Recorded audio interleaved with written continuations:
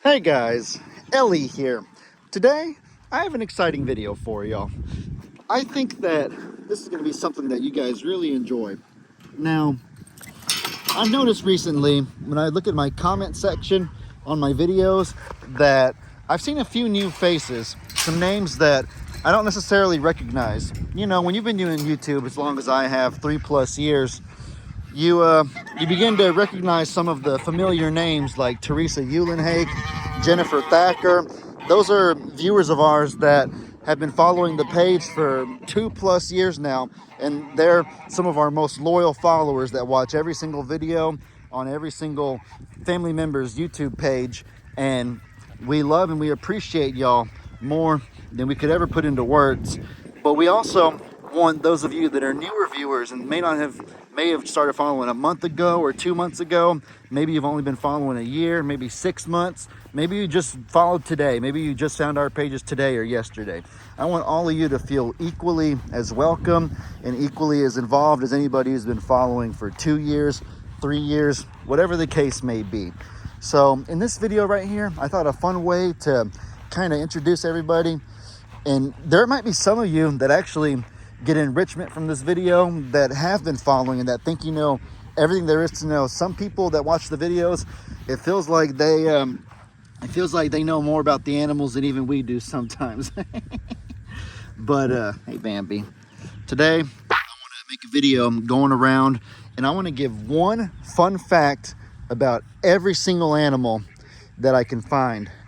I think that it'll be a great way for newer viewers to learn about all of our animals' names and kind of interesting things about them. And some of you that know it all, that's not meant to come off insulting, but some of you that know everything there is to know about the animals, even some of you might find something new that you didn't actually know.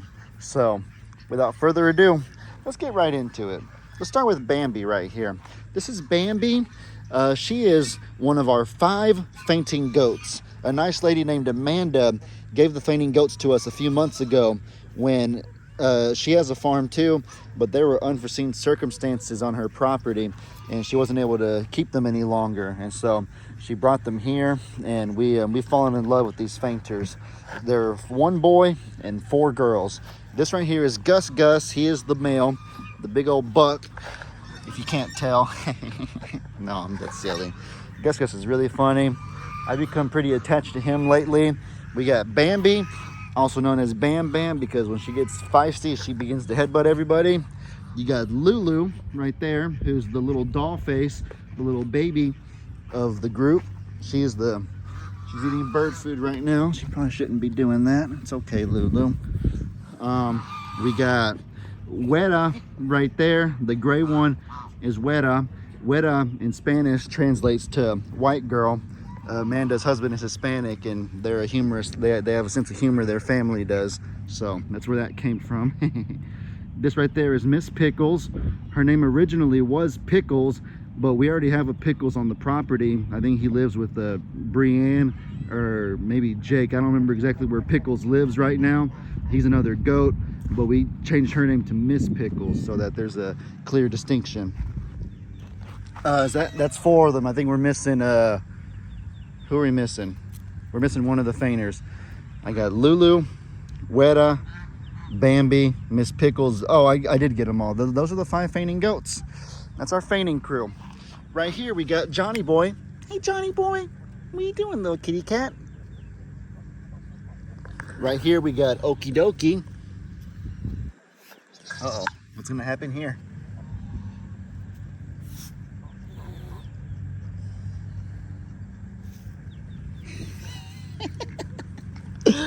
This right here is Okey Dokey. I have become extremely attached to this guy. This is the baby of our other 2 alpaca. We got Annie Alpaca. Annie Alpaca has probably been here the longest of every single animal that we have right now.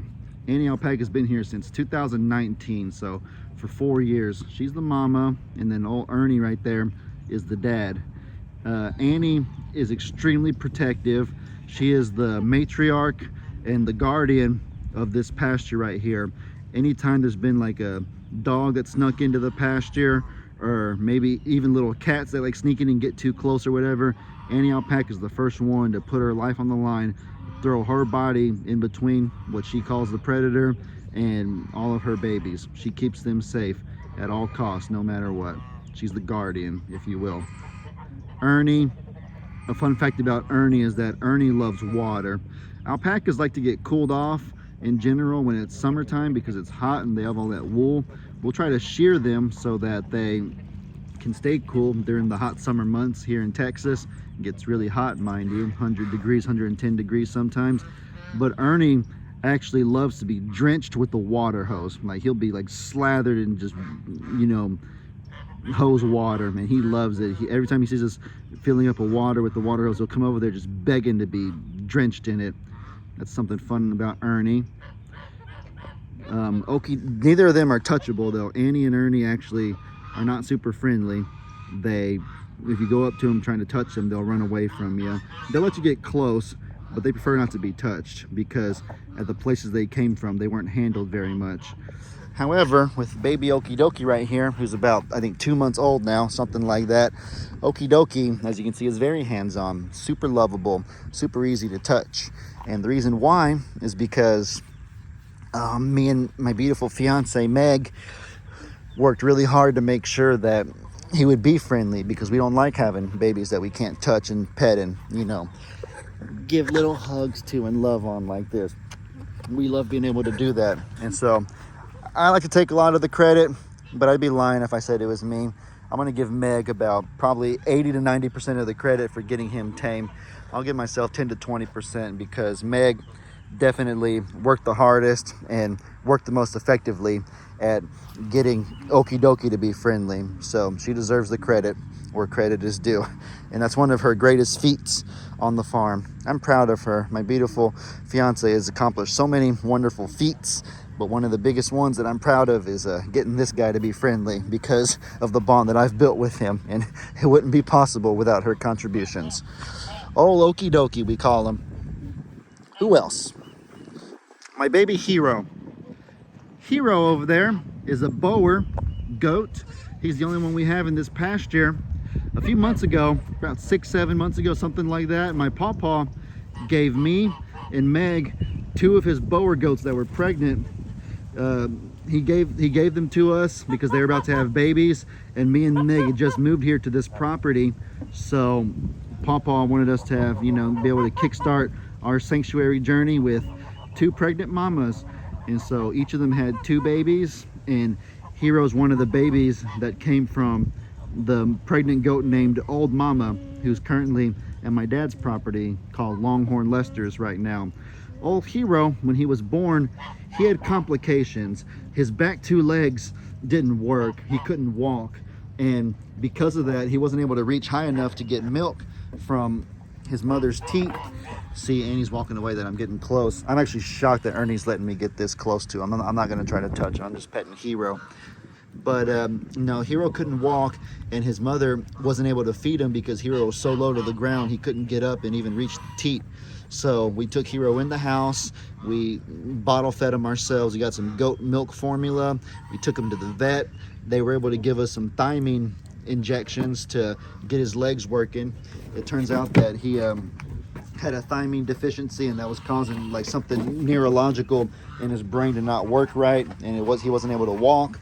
But once we got the situation corrected and he was walking and running just fine, his mother rejected him. He tried to go back. We put him back in the pasture, trying to get his mom to feed him again, but Mama wouldn't accept him. He had a brother, and Mama would let him eat all day, but Mama wouldn't let Hero drink milk off of her, so we had to bottle feed him the entire journey ourselves. But as you can see, he's a good boy. He's so happy now. He's my baby because I took such a big part, and I built such a deep bond with him and bottle fed him, and we just have such a unbreakable relationship that I just call him my good boy, my baby. The good boy, my good boy. Hi, Hero. Oh, hey, kitty. Scared of those alpaca? That's who is this? I think that's Hissy Kitty.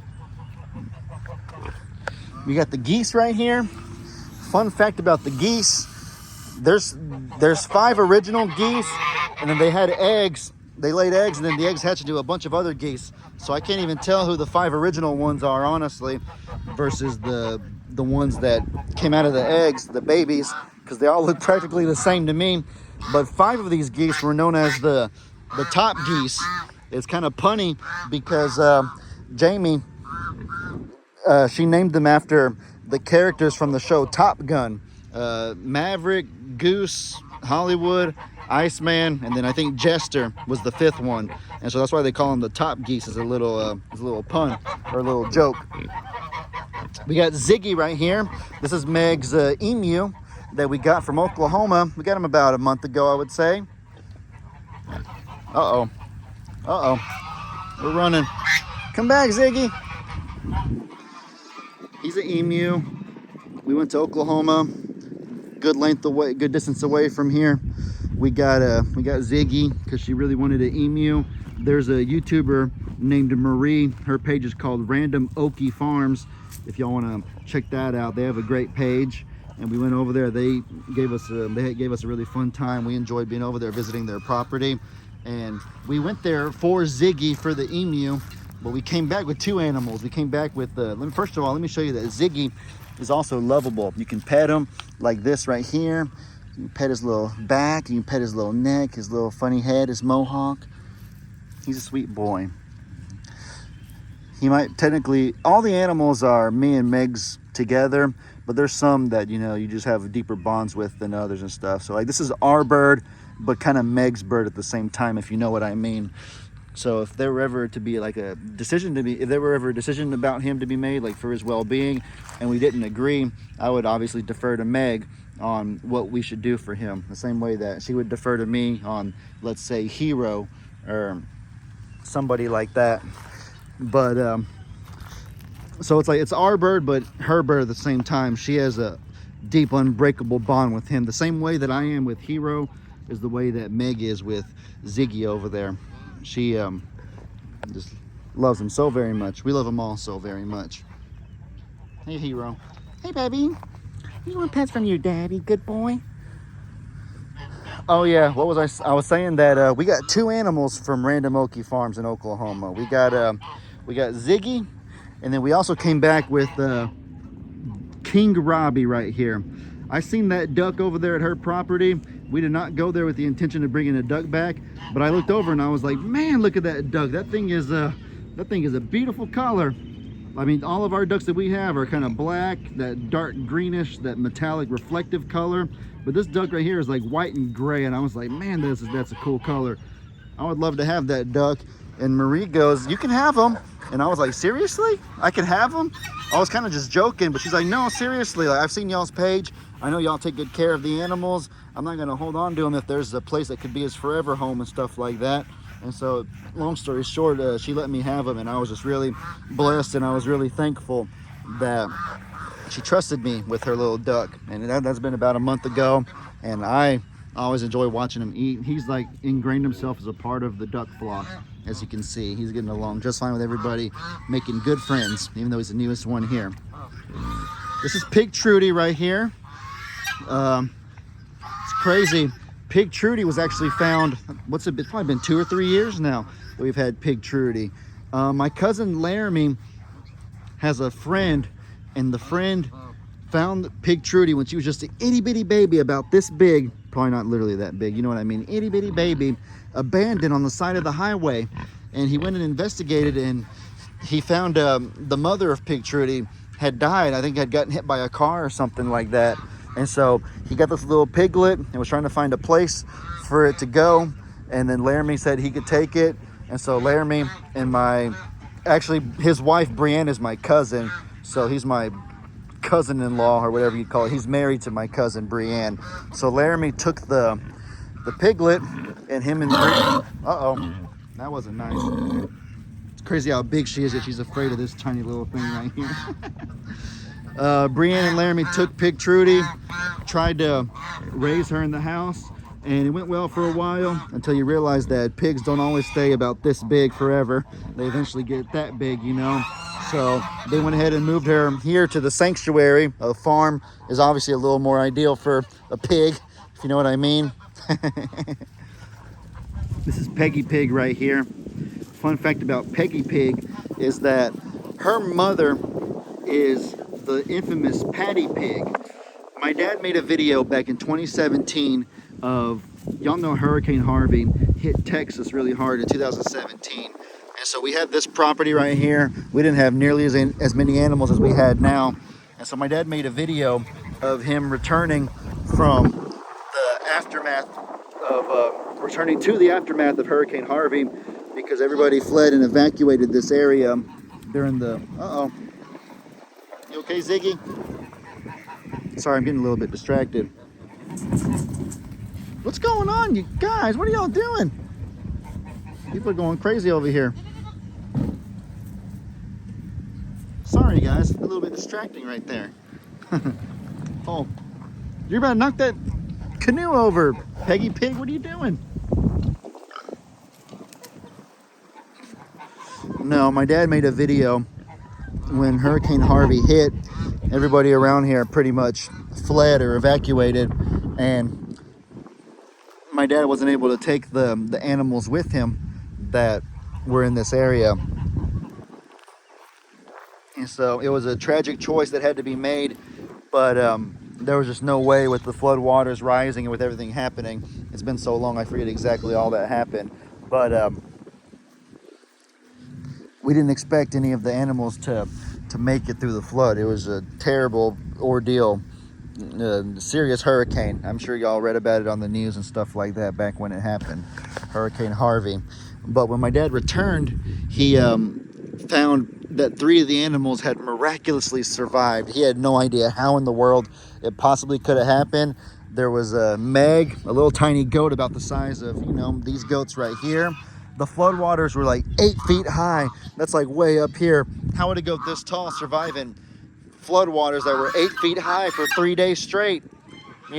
Just a miracle. We had a donkey named Ima who survived as well. The sanctuary is actually named after her in honor of her bravery and her will to fight during and after the Hurricane Harvey aftermath. It's called Ima Survivor Sanctuary after our donkey Ima. Like I am a survivor, like I'm a survivor. You get it? That's the name of our sanctuary. Our motto is we're all survivors of something, because no matter who you are, you, me, your sister, your mom, your dad, your friend, my mom, my dad, my friends, we've all been through ordeals. We've all been through hardships, and by the grace of God, we've survived it. So we're all survivors of something is the motto here at the sanctuary. Anyways, you got a Meg and Imogene, and then Patty, the tiny pot-bellied pig, is the 3rd miraculous survivor from the Hurricane Harvey fiasco. And so those are like kind of the 3 most famous. They're the OGs, or the originals, as you could call them. And so that Peggy Pig I showed you a second ago, that's her right there. Peggy Pig, her mother was Patty Pig. We got Tiny Tim right here. Tiny Tim's a pot-bellied pig, and he's the one that I was petting on the tummy. As you can tell, he loves belly rubs, and I love giving him belly rubs. He's probably the sweetest of all of our pigs. Tiny Tim. Even as little as he is, he still puts fear in the heart of that big old pig Trudy right there. We got our peacocks. We got Jack, the male. Where's Diane, his companion? There's Diane right there, the female. They get along well. They, fun fact about them, they travel the entire property. All of our family lives here on the same property. You got my grandparents over there, my cousins, my uncle over there. You got my aunt, my other cousin, my cousins. You got family in every direction you look, pretty much. And these peacocks, I'll find them in any which one of my family's house at any time of the day. They go everywhere without fear, without hesitation. All right, guys, that just about covers everybody in the Littles pasture. I've been 20 minutes almost giving a fun fact about every single person, every single animal in this Littles pasture. There's a few of these ducks right here. The ducks and some of the geese, they spawn so quickly that I honestly don't know all the names. We can't keep track of every single one of them. Maybe that's something we have to work on. Oh, this part's gonna be fun right here. I just found the next animal that I'm gonna highlight in my video. Over there, y'all see them? See those things right there? Those would be guineas. The bane of my dad's existence. Those guineas are nightmarish, and the reason why is because, first of all, they make a really annoying, loud noise when they get excited. It's like this, it sounds like sirens, like from an ambulance or a police car or something, and it's so loud it just kind of hurts your ears almost. There's that. And then additionally, anytime you try to plant seed, anytime you try to get grass to grow, you know, during the hot summers and the cold winters, sometimes the ground will become a little bit barren, like you can see over there, that little sand dune area. Meg calls it the beach as a joke.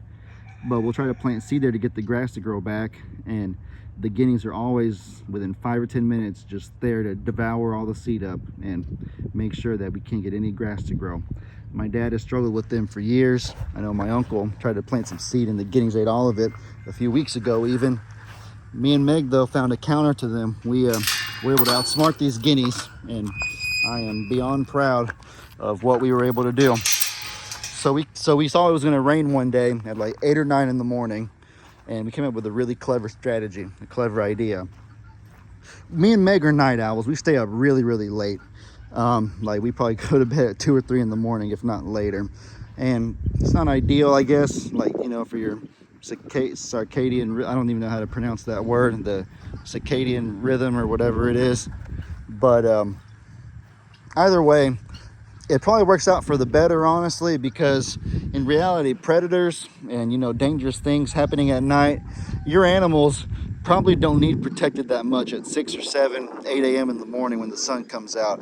They probably need protected a lot more at midnight or 1 or 2 o'clock in the morning. That's when bad things tend to happen. And so us being awake at that time is really convenient for taking care of the animals and for farm life in general. The amount of things we've caught by being awake at 1 or 2 or 3 in the morning, animals getting out and we notice it. We saw a snake out here in midnight or 1 o'clock one day, and we were able to shoot it, make sure that our chicken stayed safe. Just different things that we've noticed and whatnot. We had a kitty cat and an inside kitty that escaped, and we were able to catch him and get him back home at 3 in the morning, 4 in the morning one day. So being awake at night has actually really benefited us. It's kind of been compatible with our farm life, taking care of farm animals. Anyways, it's all besides the point. The point here is that we came out here at 2 or 3 in the morning, which we're normally awake at anyways, and we planted some seed in this in the beach. And if you look right here, you can see that some of our seed has actually been able to germinate and grow into grass. We only had one rain since then. It was that 8 or 9 a.m. rain that I talked about a second ago. And so our idea was we come out here at 2 or 3 in the morning when there's no guineas out here. We throw the seed, and then as soon as the sun comes up, it'll start raining. And that's exactly what happened. And we got this much grass to grow from just a single rain. So just imagine what happens when we hit, you know, February, March, or April, when it rains frequently, how much grass we'll get to grow then. And I think we might have been the first in the family to outsmart the guineas. And so I don't know if that's true exactly, but I just know that the guineas have given our family such a hard time. And so I'm just so proud of us that we're actually getting grass to grow, because our pastures have looked much, much worse than even this before. There's different areas too you look around where you can start seeing a little bit of grass forming kind of over there. I could take you around and show you all the spots, but that's not the point of this video right now. All right, last but not least, let me go give you guys some fun facts about the big animals. We had a lot of cows over here in the past, but my dad moved them to his property, Longhorn Lester's. If you didn't guess, he loves longhorns, you know what I mean? All right, oh gosh, how could I forget? The great Cornholio, that mean, vicious, angry turkey. Golio! We used to actually be really close, me and him. He used to be really sweet and friendly, and we had a really good relationship, but in recent years he's become very angry, and he's tried to attack people that get too close to him. Some days he has good days, sometimes he has bad days. Fun fact about turkeys, you can tell their mood by the color of their face. Blue, I've heard red, indicates kind of calm and laid back emotions. Cool, calm, cool color, you know. Red means angry and like, you know, very heightened emotion, which is what he looks like right now. So I'm gonna try to stay away from him if I can help it. And then white, sometimes his face will be predominantly white, which means it's kind of like flustered or embarrassed or maybe shy, something like that. We got Nate over there, that little tiny rooster. Fun fact, that little itty bitty thing, not any bigger than the palm of my hand. Old Nate is kind of like the leader of all of our chickens. He's like the head rooster, even though he's the smallest one. And even Cornholio right here is like terrified of Nate. I'm gonna try to walk over there near him. Cornholio's kind of following me around, harassing me. But if I can get him to follow me towards Nate, you'll see that he will stop. And he won't. He is terrified of that little tiny thing. Cause he's tough, he's little, but he's tough. Yeah, Cornholio, I could like let him pretend he's gonna attack me. But as soon as he sees Nate, just watch. He's gonna back off and leave me alone.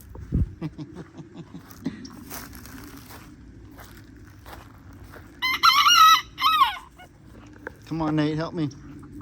Help me, Nate. See, he's hesitating now. Oh, goodness, look. He's kind of turning away. Uh-oh, here we go. Yeah, look at him. He's walking away from me, guys. He's scared of Nate. Oh, yeah, Nate's about to attack him. Come on, Nate. I'm trying to stay between Nate and Cornholio at all times. These are all of Meg's Polish chicks right here. Those right there, that's Rocky the rooster we got from my dad's property. We gave him some girls. Uh-oh, here we go. Crap, Cornholio found his way around him. Cornholio. Oh, crap. Oh, crap. Run, Ellie, run. All right. But yeah, Meg is a lot of really cool Polish chicks. We got Hey, the Polish rooster in that pen right there. Beware of the tiny raptors. He's named after Hey from Moana. Just for the sake of time, and I don't know all the fun facts about every single Polish chick. So maybe in a different video I can get Meg to tell you guys about them a little more detailed if you guys are interested. All right, let's get on the side-by-side right here.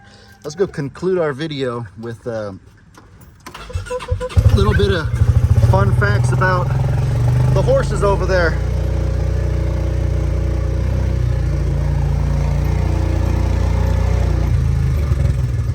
I can't believe I went 27 minutes straight videoing without stopping. I've been trying to get better and better at videoing non-stop without any cuts or without any editing required. A little bit of it might be laziness, but also some of it is just a little bit of a challenge, trying to be more effective at videoing. And so I've gone 27 minutes, 28 minutes now straight with no cuts, no edits, no nothing, just straight talking. My dad moved the horses to the back a little bit, so I can probably leave this gate open for just a little while without fear of anybody getting out. Let me swing it a little more open. Hey, Chia. Oh, this is Chia. How could I forget about Chia? This is our sweet little doggy, Chia. She follows me everywhere that I go. She actually technically belongs to my Aunt Kim. My Aunt Kim got Chia about 10 or 11 years ago when my cousin Connor, who's 11 years old now, was just an itty bitty little baby. She was meant to be a little Chia pet, like from the 80s commercials of little toys, you know, a little Chia pet, a little baby-sized dog, perfect dog for a little baby. And so Chia's lived with Aunt Kim all these years, but recently, for whatever reason, Chia has just totally abandoned Kim and come to me and Meg's house, and now she stays with us every night. She'll go back to Kim's once in a while to visit, but every single day when we get home, we see Chia right there. And so Chia's just a part of our family now. Whenever it gets cold, we'll let her in the house, obviously. She's a good baby, she's a good Chia. She's become such a part of my daily routine that I could not imagine life without Chia. She's special, one of a kind, just an adorable little dog. You'll see her following me in every single video. Over here we got Bucky's. We got Bucky's the horse right here, the yellow one.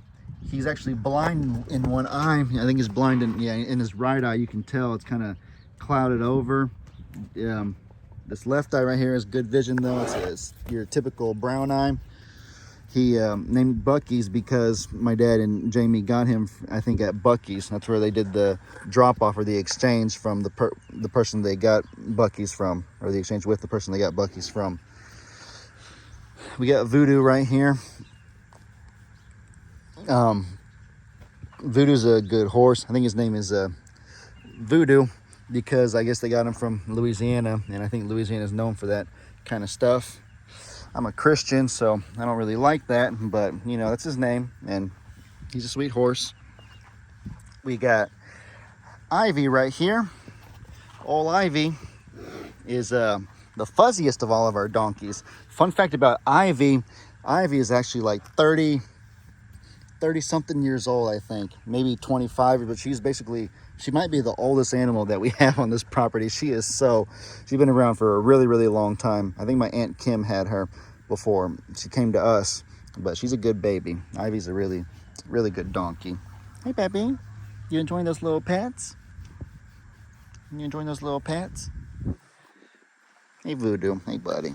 Yeah, Meg, I think Meg likes Voodoo the most of all the horses. He's sweet, and he's really friendly. He's a good horse. Bucky's is nice too. Bucky's just gets a little bit skittish sometimes. He gets a little bit frantic and excited, and because he's blind in one eye, and he gets nervous if he like hears a noise on this right side and he can't see it. He'll kind of get startled easily. So that's why I don't prefer to go in there with them, obviously. But I'll pet him from the outside. Not a problem. We got Indy right here. Indy is a baby of Annie and Ernie, the two alpaca I showed you at the very beginning of the video. We separated Indy from them because she, is going into heat.